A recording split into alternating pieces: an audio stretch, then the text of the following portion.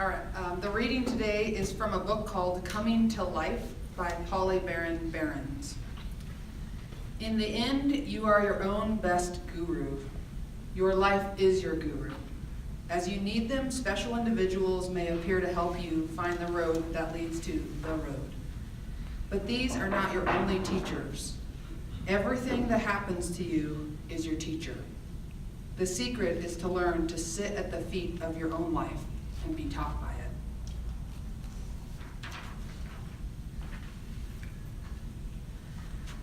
Well, I'm just going to start and go into my talk because that fit perfectly, and I found it last night at like 11 o'clock at night, so at the last minute.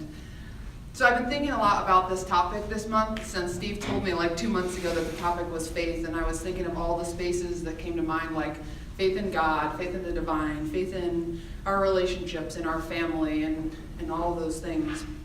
And I kept thinking about all of these things that we actually put faith outside of ourselves.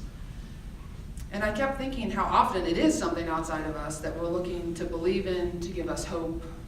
The next great leader, a guru, our teachers, a guide, a political leader, someone external from us that may lead us to the promised land and into deliverance from this place, maybe even from ourselves. Then I began to think about all of these great leaders from our history books: Gandhi, Martin Luther King Jr., Mother Teresa, Nelson Mandela, Jesus, Muhammad, Buddha, Moses.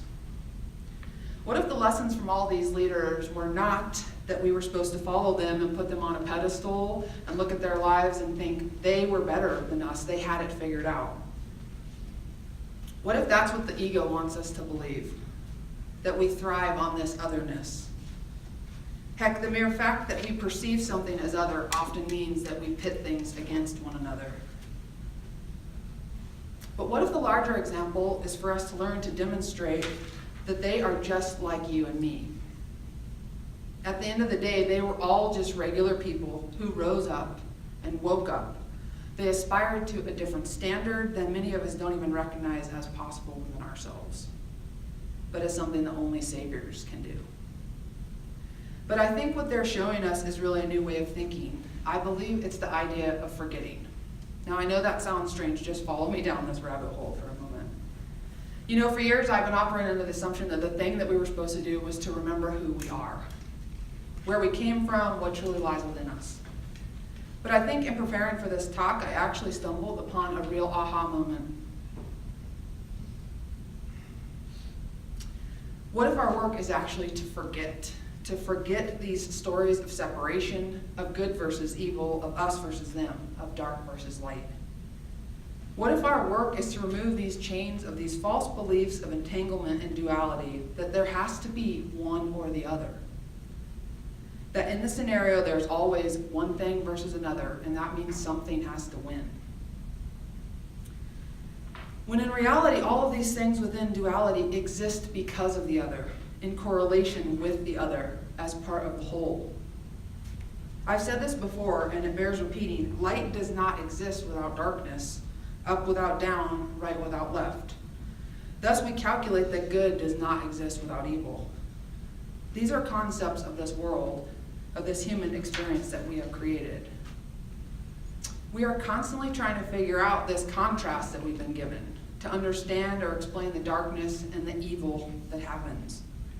That way we can justify our belief that the light is good and somehow better. That's the human experience. That's the ego experience that we have here on earth. Now, I feel in many ways over my years of spiritual transformation and journey, I've done a pretty good job of remembering who I am. I feel like I know that I am, and that I have within me the very source energy that creates this universe. I feel like I know that that is inside of me. I remember past lives that I've had from both this planet as a human being and even in other realms and experiences. I remember who I am and where I came from. What I haven't done up until now is learn to forget. Learn to forget these human desires to pit everything in competition, one against the other. Assigning value and worth to something and then pointing angrily, you're wrong and I'm right. You aren't good. Let's sit back for a moment and take this in. This is where so many of our societal issues come in. As we watch right now, as racism and otherizing rises up on the daily news, I've heard a lot of people saying Trump's presidency has given people the ability and this feeling like they're allowed to go out and be more hateful and racist. But I don't think that's true. I think this is part of our ego. It's how we otherize people. It's in the very fabric of our beings as humans. We see that skin color is different, or someone's gender is different, who they love is different. There's a myriad ways of looking to find that us versus them. So we continue to play out that ultimate ego game, which is believing that we are separated from God. So where does faith come in for me? Well, right now it comes directly into the space, and it reminds me to let go of these otherizing falsehoods, to begin to actually catch myself when I start to think, well, I'm X and he's Y, so we're different and we're apart, and I'm right and he's wrong. That's a story that the ego wants us to tell. It's how the ego keeps us under lock and key, trapped in this cycle that ultimately plays out in the world as violence, racism, bigotry, hatred, and ultimately death. All of these things are the epitome of separation. So how do we have faith where good is constantly pitted against evil? Where there seems to exist this either-or mentality that is so pervasive that we cannot even see the forest through the trees. The duality is not the enemy. It's not even the problem. The problem is in separating out the duality. The problem is exactly the larger issue. We're so lost in this ego, in this terrible dream of separation, that God is somehow outside of us and everything is disconnected from us, and we don't have access to it unless we try to be saved by some external God from us. Think about the billions of people on this planet who truly believe that they must do something to gain the love and grace of some external God in order to be saved from themselves and who they are. Think about how big this epidemic of perceived separation is. So while our whole world revolves around keeping that story thriving on more and more separation, that's what we get more of. We take every facet of this place and turn it into a battle of this and that, between black people and white people, between men and women, between gay and straight. We search for it at every turn. But again, if we could step back for a moment from that story and even let go of that idea of remembering who I am, and instead choose to propel ourselves forward beyond these comparisons of separation. Instead, forgetting this narrative of one thing and not another, that good and light and white and Christian and straight are all good and have value. And things like evil and darkness and down and black and Muslim and gay have no value and are bad. We can release this narrative by forgetting this separation, forgetting that there is a competition, that everything has to be about us versus them. And instead, we can hold and honor the space for both things to exist. Our pain lies deeply in the experience that we see these amazing acts of kindness, and the next minute we see a teenager shoot up a school. Our brain feels the need to define those experiences as good and bad. And so we assign the kindness with value, and we say that the teenager is evil. Or we say guns are evil. But the problem isn't the act itself, or even the guns, which I had a very hard time writing because I too wanted to blame something outside of me for the devastating traumatic experiences that we've been seeing. But what I heard in the still small voice in my heart was this. This is what we create and manifest when we hang on to so tightly this view of separation, this belief, in all honesty, this faith that we have in separation, that this is the truth of who we are. That our human being self has put its faith in the wrong aspect of this experience. We must be willing to have faith in the forgetting. Faith in our capacity to set aside these ego-based traumas that keep us trapped in this cycle of separation. People look for answers to why terrible and horrible things happen, like school shootings and bombings, terrorism, white supremacy, the Holocaust even.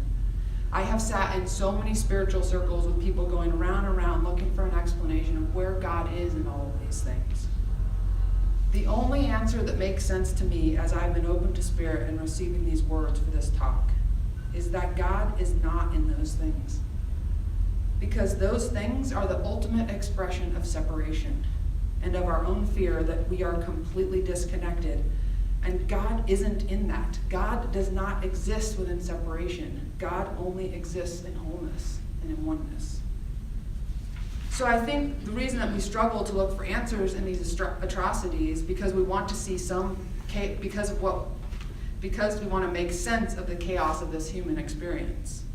But in truth, there's no making sense of it unless we forget the separation altogether.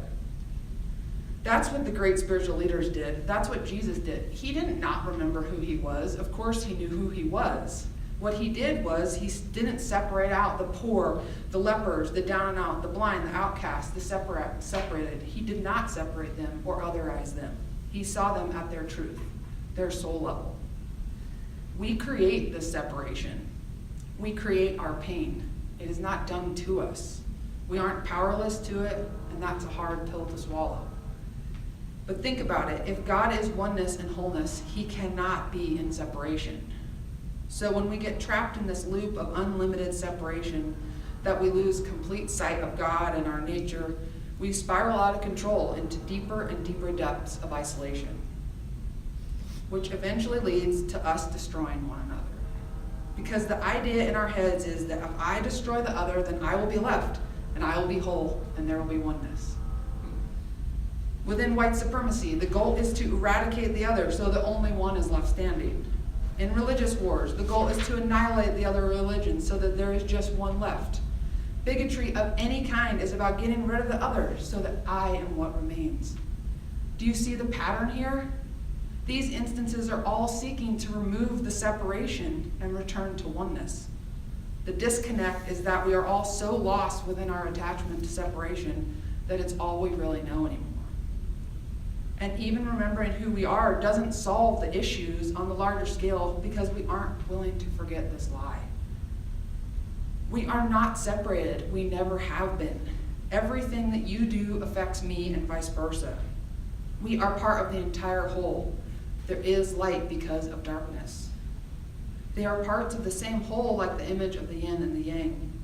We can forget that they are opposing sides and find a way to see that all things perceived differences are complementary parts of the whole. If we do this, we will release the need to continually punish ourselves and others with this lie of separation. So let's get back to faith.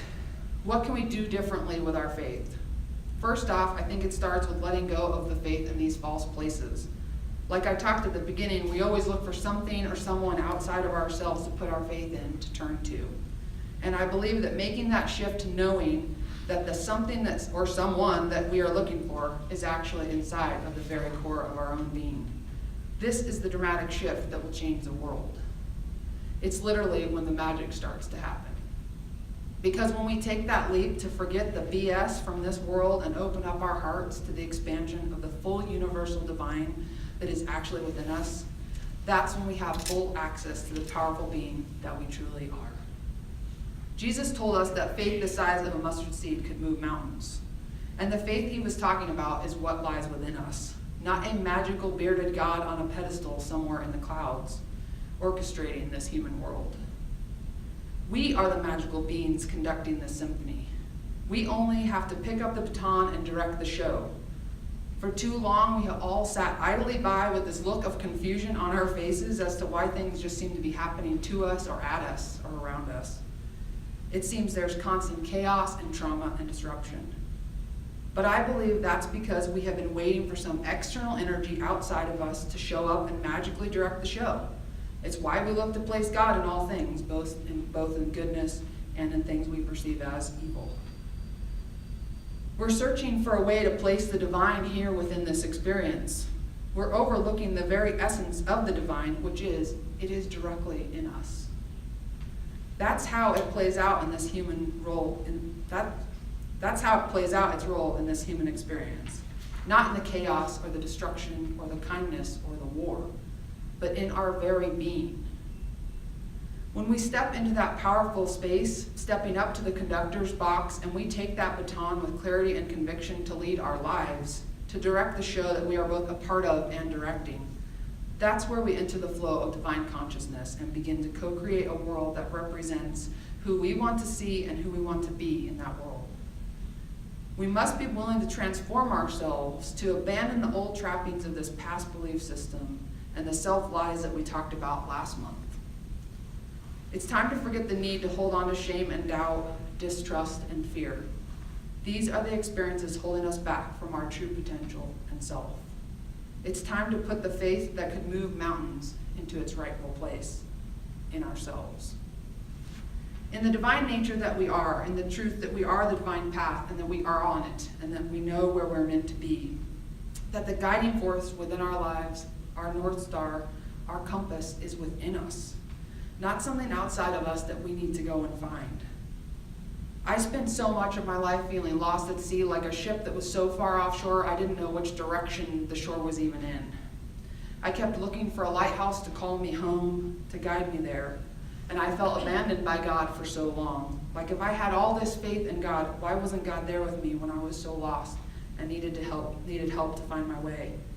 It wasn't until I began to turn inward, diving into the depths of myself and my own heart, that I began to realize that the true lighthouse was inside of me, shining out all along. We all have a multitude of vibrational, energetic assistants also constantly waiting for us. Spirit guides and angels, our ancestors and loved ones. And the more we step into our truth as the conductor, the more readily available their assistant becomes apparent. Realizing the light was within me the whole time opened up my experience tenfold. When we can see the divine is fully manifested in us, that still small voice and the guidance becomes much easier to discern and grasp. I remember as a young teenager desperately searching for and trying to listen to God, trying to hear him, that God up in the sky with a beard and a Santa complex. I just never felt like I heard anything. I felt like what everyone had said must have been true, that God doesn't love me because of my sexuality or my gender identity being different. I thought that God abandoned me. But God was there the whole time, just within me, not without. I'm sure I'm not alone in having had that viewpoint. So if there's one thing I want to close with, it is this. As you step into this space and own your power and the presence as the divine in you, as the conductor of your life, take time to honor the older parts of yourself. Take time in meditation or even shamanic journey to go back into the past spaces where you saw yourself as separate from God, separate from everything, when you were alone and afraid. And hey, this could have been last week. It could have been 30 years ago. Regardless, take time to comfort that inner child or the 40-year-old self. It will make all the difference in the world in how you move forward, by releasing yourself from the pain and hurt and allowing the warmth of faith to seep through every bone and muscle, to live in every breath and word you speak. Forget all the rest.